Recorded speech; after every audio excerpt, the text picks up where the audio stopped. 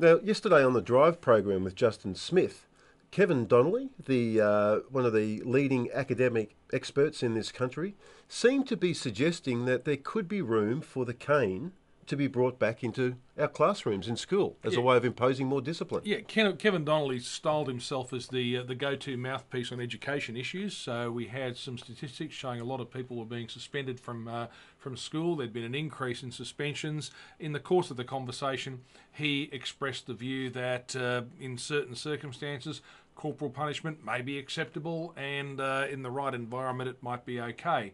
This goes against the thinking of all educators, people who are running schools. Certainly, it won't be happening in New South Wales, but it has sparked a debate.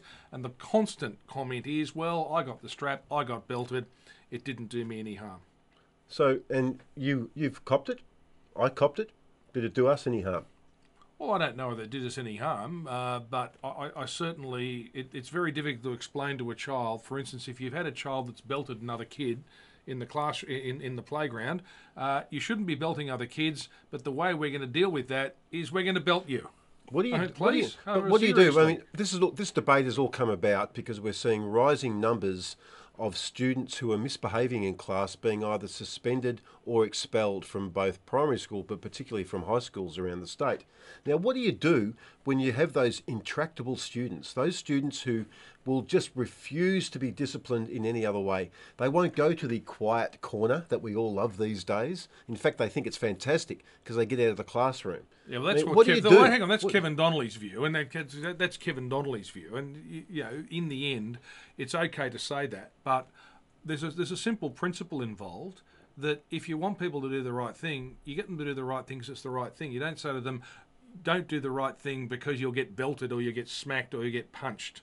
Because a lot of these kids are coming from environments where there's domestic violence happening at home. There's violence happening. They're seeing their parents involved in violence, and so it becomes almost normalised. So then you go along to school and you are then disciplined using violence. It doesn't make any sense to me at all. But we're trying to remove violence from our from society, and we're using violence to educate kids. But please, don't you think that we've veered too far away from where we were at when we were in school all those decades ago? I used to get the cuts across here.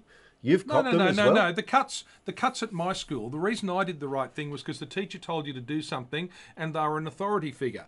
The cuts was a sadistic, barbaric, backwards thing at our school. There were a couple of teachers who were, in fact, sadists, and I'm sure they had big psychological problems. They enjoyed giving people the cane. They'd find little mistakes that kids had done to give them a chance to pull the cane out and get some sort of gratification from caning kids. I'm sorry, caning children is garbage. If you can't discipline children without smacking them or belting them, you've got to be joking. Seriously. Well, I tell you what, I used to get the cane and the cuts and the wooden spoon at home regularly, every week. A week didn't go by and it never had any effect on me. Anyway, I've got to go. I've got an appointment at the Hellfire Club right now, so I want to get down. Thank you.